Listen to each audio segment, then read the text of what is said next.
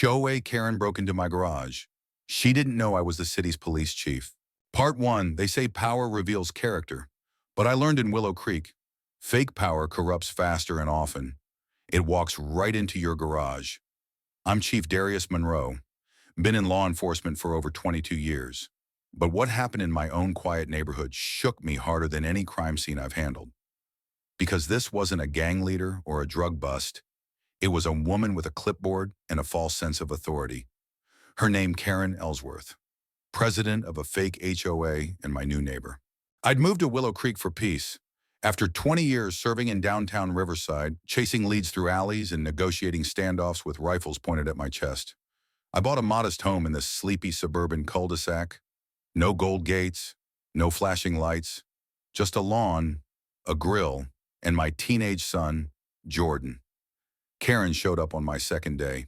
Just introducing myself, she chirped, handing me a welcome packet printed with the seal of something called the Willow Creek Beautification Council. No city letterhead, no legal citation, just rules, pages of them. I nodded politely. Thanks, I said, tossing the packet into the recycling before I even hit the porch. The warnings began a week later. One was taped to my trash bin, improper bin placement, fine $75. Another was tucked under my wiper blade, unregistered mailbox. HOA citation, re-212. There was no HOA. She made it up.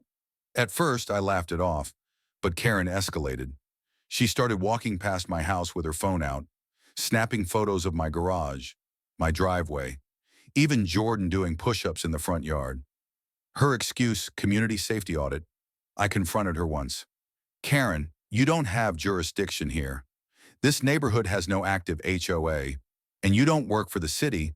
She smirked. We do what's necessary to maintain standards.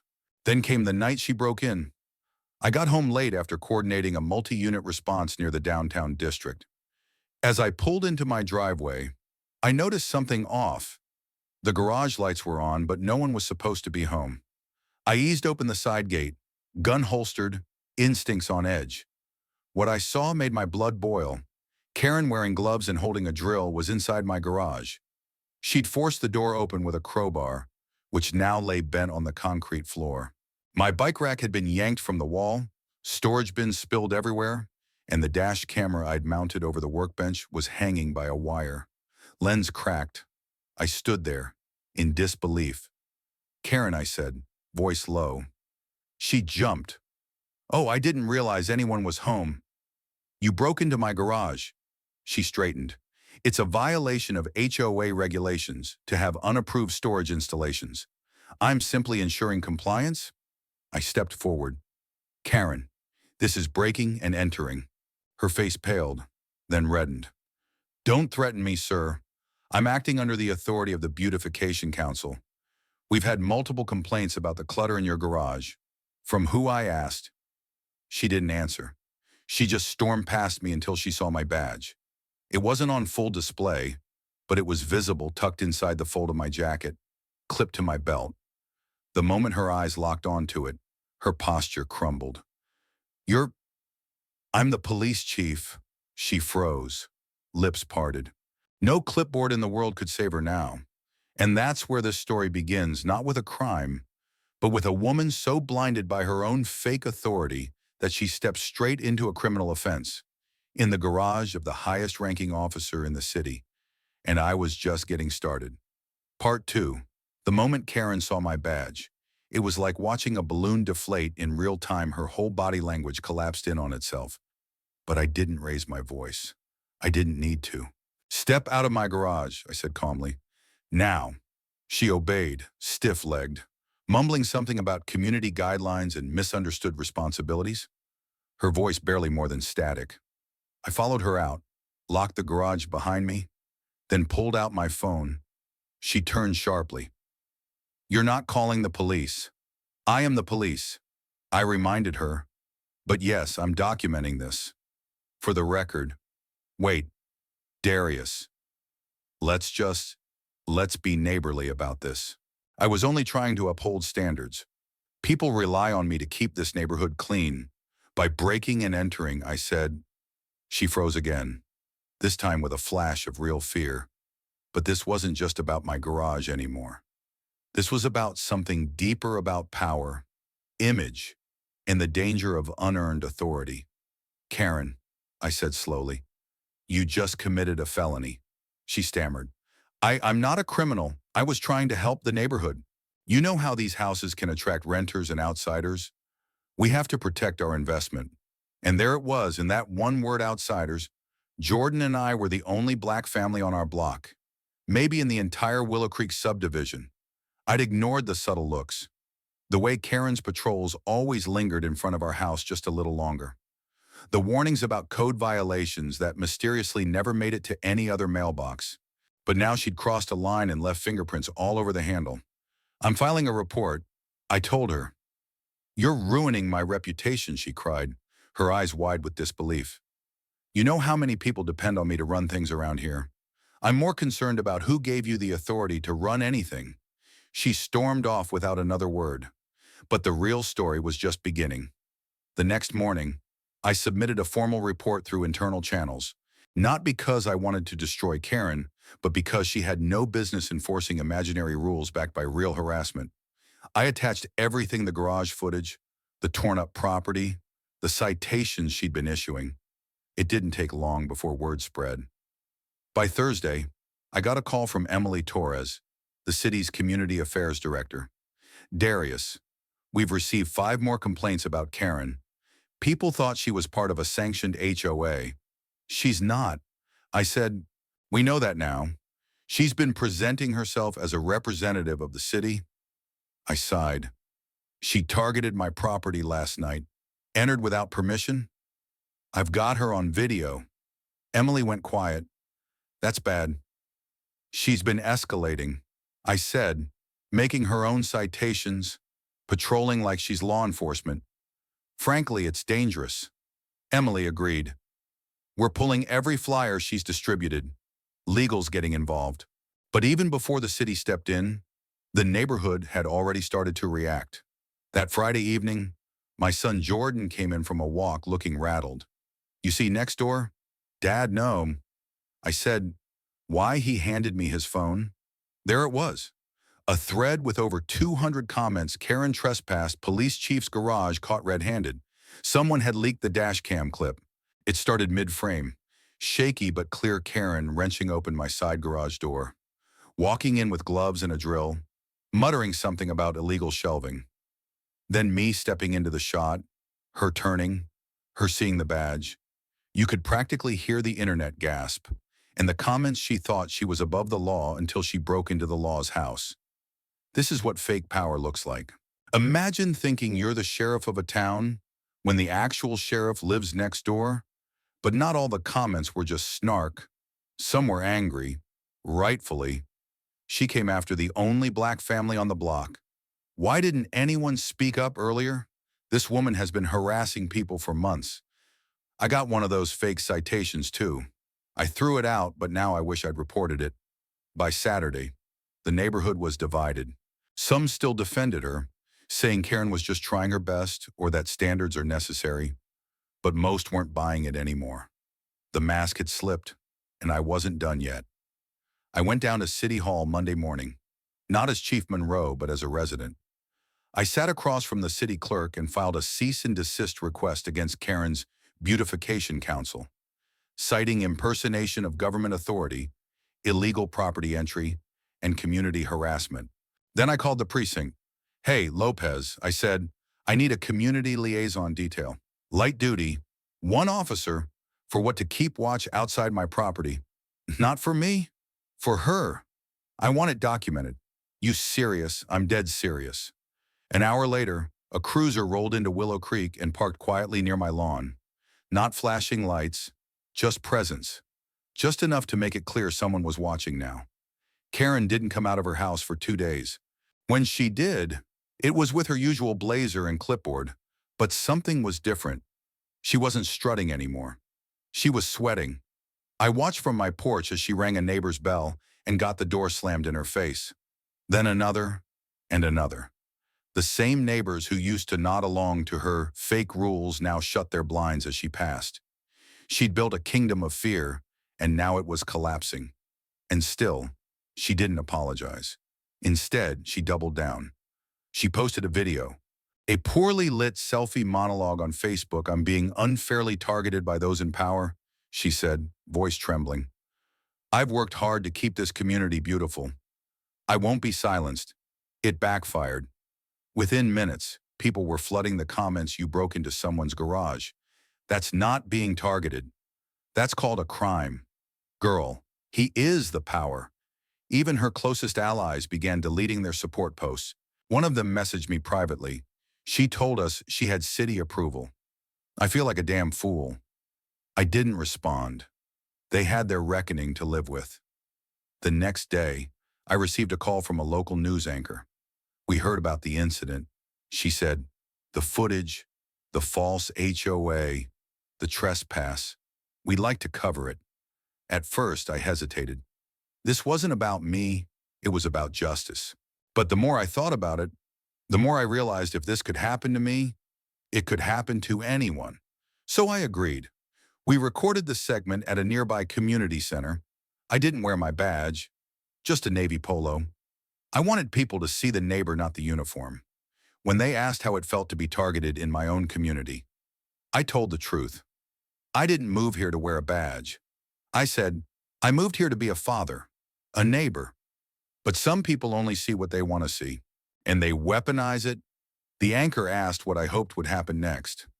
I hope people learn to ask questions, to challenge false authority, and to stand up for their neighbors before someone else gets hurt. The interview aired Sunday night. By Monday morning, Karen's house had a for sale sign on the lawn, and that was only the beginning. Part 3. You'd think getting exposed on camera, publicly shamed by the news, and abandoned by your neighbors would slow a person down. But Karen Ellsworth, she doubled down. The for sale sign went up, but she didn't leave. Instead, she turned her house into ground zero for what she called the neighborhood restoration movement. Flyers started appearing again, this time signed Karen Ellsworth, president of the Willow Creek Preservation League. She didn't just refuse to disappear, she tried to rebrand.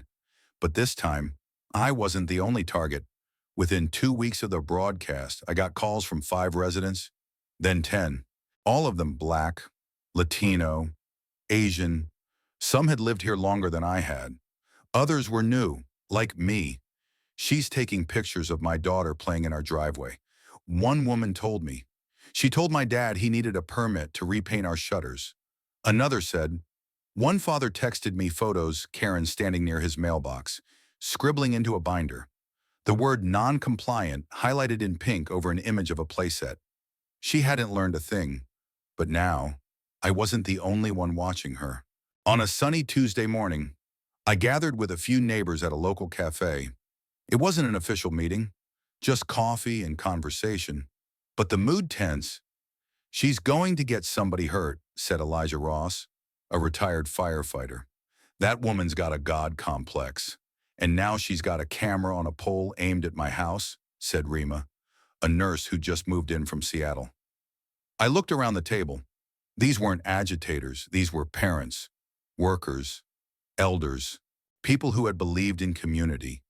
She wants us to leave, I said. All of us. A quiet fell over the group. Then Mrs. Santiago, who'd lived in the neighborhood for over 30 years, spoke up. Then maybe it's time someone reminded her we are the neighborhood now. I took action, not as police chief, but as Darius Monroe, Willow Creek homeowner. That night, I submitted a proposal to the city council to establish a formal community oversight committee to monitor and publicly report behavior impersonating legal authority. And this time, I included names. I presented photos, videos, testimonies from neighbors who'd received fake citations, threats, and even fines. One family had a written note from Karen claiming they owed $300 for unlicensed lighting fixtures. I didn't request punishment. I requested transparency. Let the public see what's happening. And they did. The council approved the measure unanimously, and the mayor signed off on a motion to investigate unlicensed organizations posing as legal HOA authorities. Meanwhile, Karen was unraveling. Her preservation league had no charter, no legal standing. The city issued a formal cease and desist, this time publicly. It was printed in the city paper and pinned to the community board outside the post office. Karen's reaction: she live-streamed herself tearing it up. "Government overreach," she shouted, eyes blazing, fingers trembling as she held up the shredded order. "This is what happens when we let them infiltrate our communities." There it was again. That word, them. It wasn't just delusion. It was racism dressed in rules and draped in red, white, and blue bunting. And now it was all out in the open. The video went viral, not in her favor. I was sitting in my office at City Hall 2 days later when I got a knock. It was Councilwoman Nadine Booker. She stepped in, lips tight, iPad in hand. "You need to see this." She turned the screen toward me. It was a newly surfaced clip taken by a doorbell camera. Karen standing at a doorstep, shouting at a teenager. "You're not even supposed to be here," she barked. The boy, maybe 16, black, wearing a school track jacket, stood stunned. "This is private property," she screamed. The timestamp showed the address, his own home. The backlash was instant. Local news ran the footage on a loop. National blogs picked it up. Twitter, Facebook, TikTok. Everyone had an opinion, and almost none of them favored Karen. This isn't HOA enforcement. This is racial harassment. This woman needs to be arrested. She's not protecting anything but her ego. The mayor released a statement: "We do not tolerate behavior that threatens residents under false authority or discrimination." But I stayed quiet, because for me, this was personal. Jordan had seen the video. He didn't say much, just sat in our kitchen that night, stirring his cereal until it went soggy. "You okay?" I asked. He shrugged. Then he said, "Is this what it's always going to be like for us?" I didn't know how to answer. The following week, a citywide community meeting was held at the Willow Creek Civic Hall. The place was packed, standing room only. Press lined the back. Council members sat in a row on stage. And Karen showed up. Not humbled, not quiet. She strutted in, sunglasses on, binder under arm. She wasn't giving up. She was gearing up. When public comment opened, she marched to the mic. "I have a right to speak," she announced. She did, and she used every second to double down. "People like me are under attack," she said. "We're being punished for trying to keep our neighborhoods safe from people who don't respect our traditions." A wave of gas rippled through the crowd. Councilwoman Booker leaned into the mic. "Ms. Ellsworth, are you referring to specific neighbors?" Karen didn't flinch. "I'm referring to all the changes, the crime, the noise, the different people." She didn't say it outright. She didn't need to. It was coded but clear, and I'd had enough. I stood, not as police chief, not as neighbor, as a father. I walked to the mic. Slowly, the room grew quiet. "Your garage isn't just a garage," I began. "It's your space, your shield, your peace." Mine was broken into by someone who believed her rules mattered more than the law. Karen stiffened. I turned to the crowd. "This isn't about property values. It's about power, misused, abused, and aimed at the people she wants to disappear." The room broke into applause. Some stood. Even those who had once silently sided with Karen, now they looked down, ashamed. Karen turned, stormed out. Binder clutched tight like it was a holy book. That night, her house was egged. I didn't condone it, but I understood it. The community had snapped, but I wasn't finished, because I'd finally connected the last piece of the puzzle, and what I found changed everything. While reviewing documents Karen had circulated, I noticed something odd. One of her finds included a permit approval code from a city form, but the code didn't exist. That made me dig deeper. I contacted my friend Greg, who worked in zoning. He ran the code through the system and confirmed it forged city credentials, which meant Karen had been producing falsified government documents, a federal crime. I called the city attorney, and that was the end of the rebrand. The police report was filed not by me, but by Internal Affairs to avoid conflict of interest. Karen was served a summons for trespassing, impersonating a public official, and document falsification. They knocked on her door just after sunrise. She screamed at the officers, called them traitors, accused the city of being taken over, but she went quietly in the end. The neighborhood exhaled. The day after her arrest, I found something on my porch, a small note, handwritten in messy, hurried script. It said I didn't mean for it to go this far. I just wanted to feel important again. No signature, but I knew who wrote it. Karen didn't just lose her power, she lost herself. And as the media frenzy settled and the community began to rebuild trust, I looked out my front window at the quiet street. Jordan joined me, sipping his juice. He said, "Do you think she'll come back?" I thought for a moment. "No," I said, "and even if she does this time, we'll be ready." To yet voy, doi jai lay pun for, backlash and breakthrough shua, kauchuyan hoa, Karen broke into my garage. She didn't know I was the city's police chief. Juok vichutriujantu. Tieptuch ngoy ketunhat. Fong chach kichting, kamshuch. Hien tuk van han van hu yoko. Part 4. Backlash and Breakthrough. When the squad car pulled away with Karen in the back seat, the whole block stood still. Neighbors peeked through blinds. Kids riding bikes froze mid-turn. Even Mrs. Santiago, who hadn't left her porch in a week, stood up holding a mug that never made it to her lips. It was surreal. You'd think it would feel like victory, but it didn't. It felt like exposure. She had gone too far. Yes, but so had we. Because the truth was, we let it happen for too long. All those flyers, all those whispered warnings, all the fake rules she plastered across mailboxes like gospel, we ignored it because she made it sound official, made it sound respectable, because deep down, some part of this neighborhood wanted what she was selling: order without compassion, tradition without inclusion. And now she was gone, but the rot she stirred up still clung to the walls. I knew my job wasn't over. The day after the arrest, the city posted the official charges online: 3 counts criminal trespass, impersonating a government officer, and forgery of public documents. Within hours, the press arrived, cameras outside my home, microphones in my driveway. I declined interviews. Instead, I released one statement. This isn't about punishment, it's about truth. No one, no matter how loud or organized, has the right to act above the law. Willow Creek is for all of us. Still, the backlash came, not from who you'd expect, from a smaller, quieter group, mostly online, mostly anonymous. They called me divisive, accused me of weaponizing race, claimed I humiliated a good woman over a misunderstanding. They didn't care about the video, or the evidence, or the forged documents. All they saw was a black man in power and a white woman in cuffs. Jordan read some of the comments and slammed his laptop shut. "This is why people don't report stuff," he said.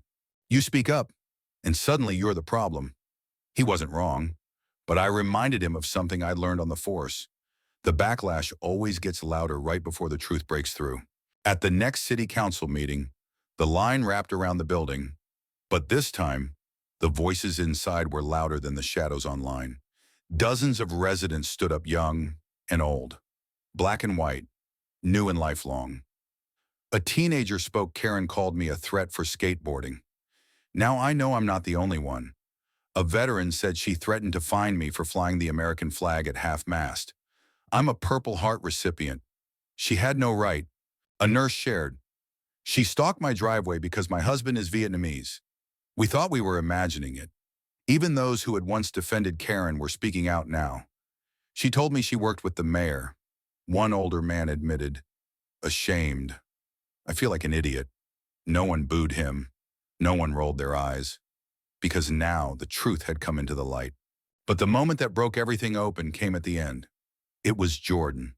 He stood up, hands in his pockets, hoodie zipped to his chin, and walked to the mic. "I'm Darius Monroe's son," he said. "But this isn't about my dad." He looked out at the crowd, voice steady. "This is about the people who don't have badges, or cameras, or city contacts. The ones who just want to live and breathe without someone following them, taking pictures of their garage, acting like they don't belong." He paused. "Karen didn't just break into our garage. She broke trust. And if you let someone do that to us, you're letting it happen to anyone. There wasn't a dry eye in the room.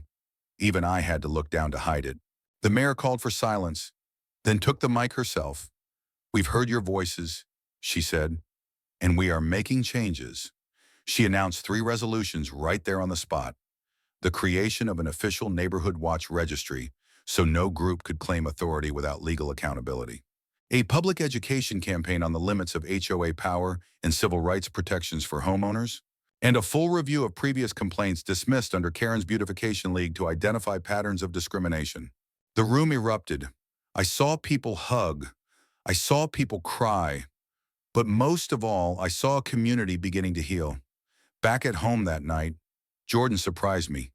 He was sitting at the kitchen table with a blank notepad and a Sharpie. "What's that?" I asked. He grinned. "New signs for the block." He held one up. "This is a real neighborhood, not a kingdom." I laughed. "That's a start." We spent the evening sketching more. Some funny, some powerful. One just said, "No fake HOAs allowed." And in the days that followed, they started showing up in windows, on mailboxes, on yard signs. Not angry, just firm, just free. The court case took months to come together. Karen pleaded not guilty. Of course, her attorney claimed mental exhaustion and misinterpretation of her community leadership role. But the evidence was overwhelming. The footage, the forged codes, the testimonies, her own live stream where she tore up the cease and desist with a grin.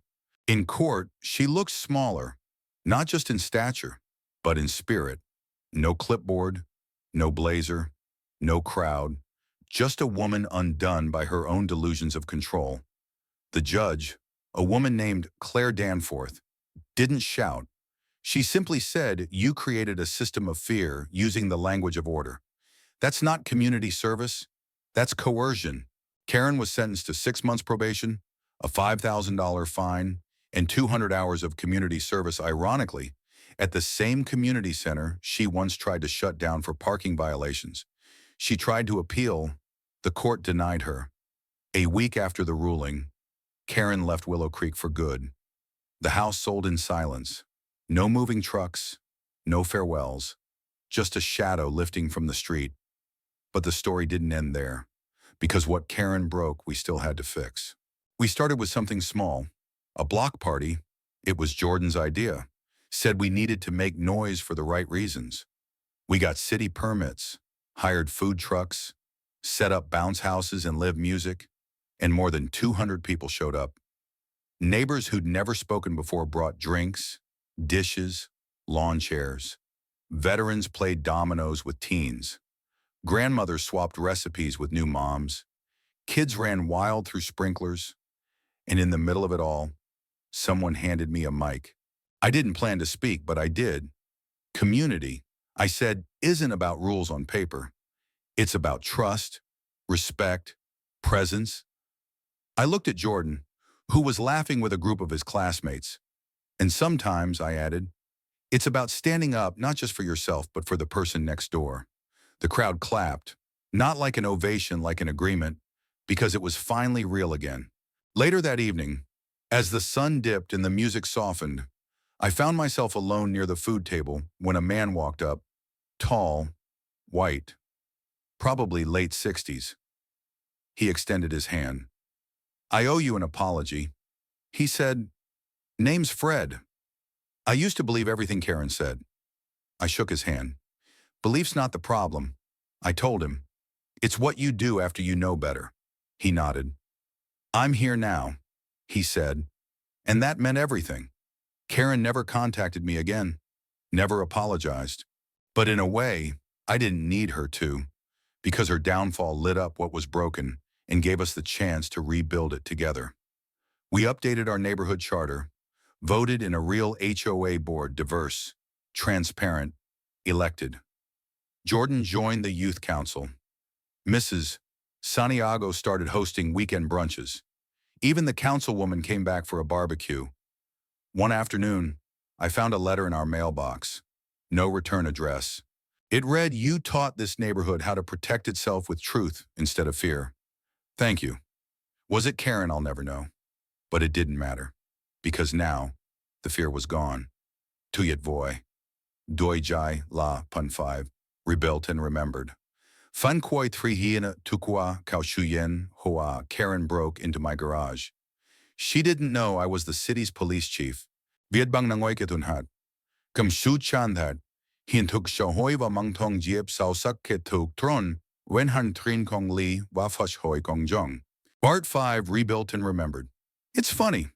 The things that stick with you after the dust settles. Not the headlines, not even the court dates. What I remember most is the silence. Not the kind Karen used to enforce with intimidation, but a softer one, the peace that comes when people finally exhale together. That silence is what greeted me one morning in October as I stepped outside to water the small garden Jordan and I had planted. Our once quiet street now had wind chimes singing from porches and neighbors waving without fear of being reported for standing too long on a sidewalk. Rebuilding, I realized, doesn't come with a ribbon cutting. It comes with small acts, tiny moments of reclaiming normal. One of the first things we did after Karen left was paint over her old Beautification League signs still taped to neighborhood lampposts. We made it a group project. Jordan brought spray paint, the Santiagos brought rollers, and someone donated plywood to make new signs, ones that actually meant something. We stenciled them in bold letters, "Respect over rules." This neighborhood belongs to everyone. Fear has no authority here. They weren't declarations of war. They were declarations of welcome. City Hall followed our lead. Councilwoman Booker proposed a new civic initiative, the Unity Grant, which funded community-led events in previously targeted areas. Willow Creek applied immediately. The first recipient, a youth art mural project led by Jordan. He and a group of high schoolers painted the west wall of the community center with bold images: homes, handshakes, faces of all shades. In the middle was a garage door, painted open, light spilling out. Above it, the words "We're still here." It became a photo spot, a symbol, a statement. People came from other districts to see it. One woman said it gave her hope after experiencing harassment in her own complex. Another said it helped her daughter sleep better, knowing her new neighbors stood up for each other. That mural said more in a few feet of paint than 1,000 city ordinances ever could. Meanwhile, I quietly stepped back. I stayed on as police chief, but I gave more speaking time to younger officers, to community liaisons, to leaders of color. This wasn't just about me anymore, it never was. One day, I got a call from an old friend in Sacramento. "Darius," she said, "we saw what you did in Willow Creek. We'd like you to speak at the state conference on civic integrity." I hesitated. "Not as a chief," she added, "as a resident, as a dad." So I went. I stood in front of hundreds of officials, mayors, council members, organizers, and told the truth. That the biggest threat to justice isn't always loud. Sometimes it's subtle. Sometimes it smiles and hands you a packet. And sometimes it walks into your garage when you're not home and tells you it's for your own good. But justice, I said, isn't passive. It's a decision. One you make every time you stand beside someone whose voice is shaking. Back home, life slowed down in the best way. Karen's old house sold to a young couple. Mixed race. He's a music teacher. She's a firefighter. Jordan helps them babysit their toddler sometimes. The new mailbox isn't HOA approved. It's shaped like a rocket ship. Nobody complains. One Sunday morning, I was sitting on the porch sipping coffee when Jordan stepped out with his duffel bag. Orientation week, he said. He'd been accepted to the University of California, majoring in public policy. I stood, trying not to get too emotional. "You sure you want to spend your life dealing with people like Karen?" I teased. He smiled. "I want to spend my life making sure people like Karen don't scare anyone else into silence." I pulled him in for a hug. And just like that, the boy who once asked, "Is this what it's always going to be like for us?" had become the man who would shape what it even meant. That night, alone in the house, I walked out to the garage. It looked different now, cleaner, but still full of memories.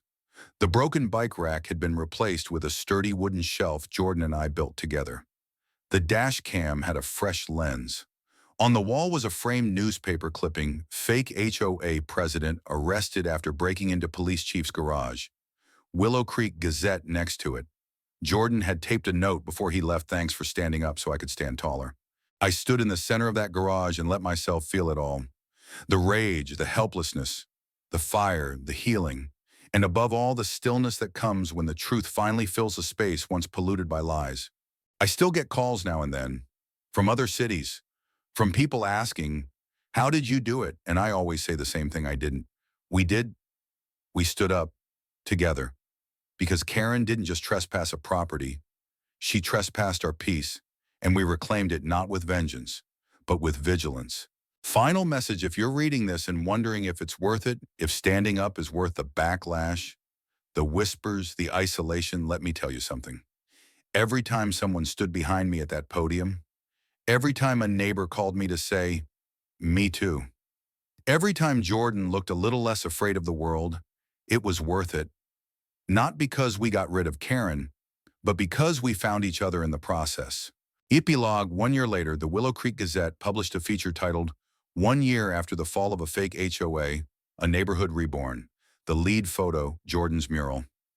The closing quote: "Mine Karen walked into my garage thinking I was just another man to control. She didn't know I was the city's police chief. But more importantly, she didn't know this was a community of lions. We don't roar all the time, but when we do, it's unforgettable." Diamant, Ida 1, the end.